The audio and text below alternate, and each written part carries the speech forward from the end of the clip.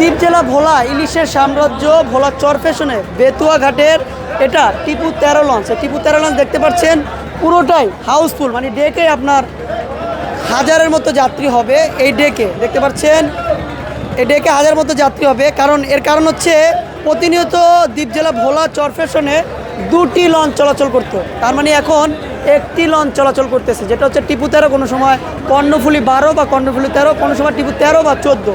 তো আজকে যাচ্ছে হচ্ছে টিপু 13, আর আমি এখন এই মুহূর্তে হচ্ছে টিপু 13 লঞ্চের নিচতলা ডেকে। যারা টিপু 13 লঞ্চের নিচতলা ডেকে এভাবে তারদের মতো শুয়ে বসে যেতে চান, তাদের ভাড়া গুনতে হচ্ছে জনপ্রতি 400 টাকা। আপনারা তো শুয়েও যান নাকি?